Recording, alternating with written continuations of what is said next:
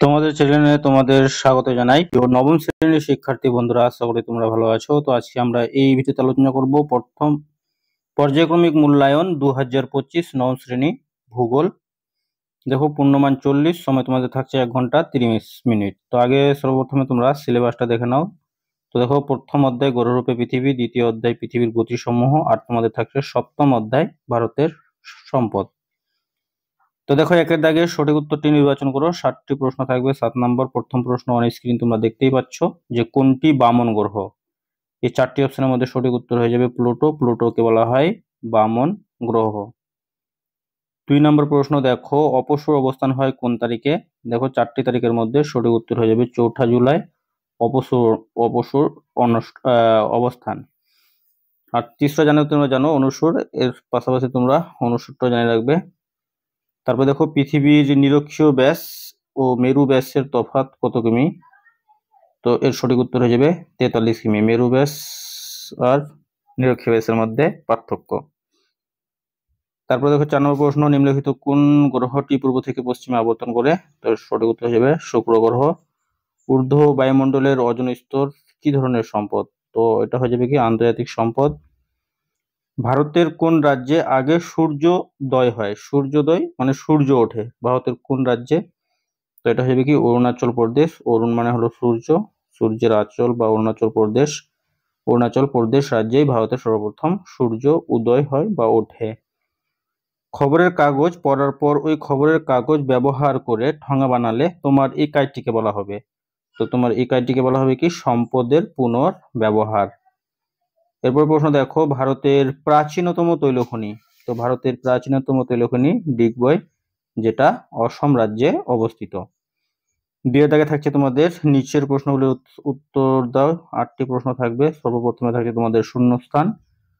ক নম্বর শূন্যস্থানে কি বলা আছে যে আবর্তনের ফলে ড্যাশ শক্তির কারণে পৃথিবীর নিরক্ষীয়তল সামান্য স্ফীত হয়েছে। তো এটা কেন্দ্র বহির্মুখী শক্তির কারণেই কিন্তু এমনটা হয়। ভারতের বৃহত্তম কয়লা উৎপাদক অঞ্চল ঝাড়খণ্ড। বায়ুমণ্ডলের ড্যাশ স্তরে মেরুজ্যোতি সৃষ্টি হয়। তো আয়নোস্ফিয়ারে মেরুজ্যোতি সৃষ্টি হয়। তারপরে দেখো, সম্পর্ক নির্ধারণ করো। ঠিক আছে, প্রথম সম্পর্কটি দেখে বা দ্বিতীয় সম্পর্কটি দেখে তোমাদের শূন্যস্থান পূরণ করতে হবে। ঘ দেওয়া আছে ড্যাশ হিমাচল প্রদেশ আর বক্রেশ্বর পশ্চিমবঙ্গ। তো এগুলো কি উষ্ণ প্রস্রবণ। তো বক্রেশ্বর উষ্ণ প্রস্রবণটি পশ্চিমবঙ্গে আছে। তো হিমাচল প্রদেশে এমন একটি উষ্ণ প্রস্রবণ কি নাম কি মণিকরণ। তারপরে দেখো, ভারতের মহাকাশ গবেষণা কেন্দ্র ড্যাশ। মার্কিন যুক্তরাষ্ট্রের মহাকাশ গবেষণা কেন্দ্র নাসা। তো মার্কিন যুক্তরাষ্ট্রের মহাকাশ গবেষণা কেন্দ্র যদি নাসা হয়, তাহলে ভারতের মহাকাশ গবেষণা কেন্দ্র হয়ে যাবে ইসরো। তারপর তোমাদের থাকছে শুদ্ধ অশুদ্ধ। প্রথমটি দেখো কি বলা আছে যে পরিক্রমণ কালে পৃথিবীর মেরুরেখা সর্বদাই ধ্রুব তারামুখী রূপে অবস্থান করে। তো এটা শুদ্ধ। বলছে আগামী 2100 সাল অধিবর্ষ হবে। তো এটা কি অশুদ্ধ। তারপর আছে সম্পদ সৃষ্টিতে মানুষের ভূমিকা দ্বিমুখী। অবশ্যই। কেন দ্বিমুখী? কারণ মানুষ সম্পদ সৃষ্টি করে আবার সম্পদকে ধ্বংস করে।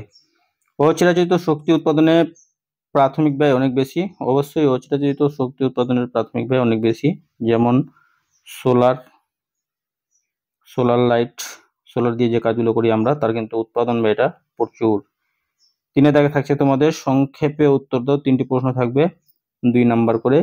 জিওডের উল্লেখযোগ্য 2টি বৈশিষ্ট্য। বামন গ্রহ কাকে বলে উদাহরণ দাও। কোক কয়লা কি। ভারতের কোথায় কোথায় খনিজ তেল শোধনাগার অবস্থিত। তারপরে থাকছে 4 দাগে নিচের প্রশ্নগুলির উত্তর দাও। 3টি প্রশ্নের উত্তর দিতে হবে। প্রত্যেকটা প্রশ্নের মান 3 করে। কর্কট সংক্রান্তি মকর সংক্রান্তির মধ্যে পার্থক্য অথবা জিপিএস এর 3টি প্রয়োগ উল্লেখ করো বা জিপিএস এর 3টি ব্যবহার লেখো বা জিপিএস এর 3টি সুবিধা। উত্তর ভারত ও দক্ষিণ ভারতের জলবিদ্যুৎ উৎপাদনের অনুকূল পরিবেশের তুলনা করো। তারপরে পৃথিবীর পরিক্রমণ বেগ কিভাবে নির্ণয় করা হয়। তারপরে 5 দাগে থাকছে তোমাদের 5 মার্কের প্রশ্ন। প্রথম প্রশ্ন তোমরা দেখতেই পাচ্ছ অন স্ক্রিন, চিত্র সহ পৃথিবীতে দিন রাত্রির দৈর্ঘ্যের হ্রাস বৃদ্ধির ঘটনাটি ব্যাখ্যা করো। আর কিভাবে প্রয়োগ কৌশলেই জড়বস্তুকে মূল্যবান সম্পদে পরিণত করে তা ব্যাখ্যা করো। তারপরে তোমাদের মানচিত্র থাকছে। নিম্নলিখিত বিষয়গুলি উপযুক্ত নাম ও প্রতীক সহ ভারতের রেখা মানচিত্রে চিহ্নিত করো। ঠিক আছে, তো এগুলো অবশ্যই তোমরা মানচিত্র কিন্তু ভালো করে প্র্যাকটিস করে নেবে। ঠিক আছে। যেমন ছত্তিশগড় রাজ্যের একটি লৌহ আকরিক উত্তোলন কেন্দ্র, ভারতের দ্বিতীয় বৃহত্তম খনিজ তেল শোধনাগার, কর্ণাটকের পৈগা পারমাণবিক বিদ্যুৎ কেন্দ্র, উত্তর পূর্ব ভারতের টারসিয়ারি যুগের কয়লা ক্ষেত্র, আর ভারতের বৃহত্তম জলবিদ্যুৎ কেন্দ্র। তো প্রিয় শিক্ষার্থী বন্ধুরা, ভিডিওটি ছিল এই পর্যন্তই। ধন্যবাদ।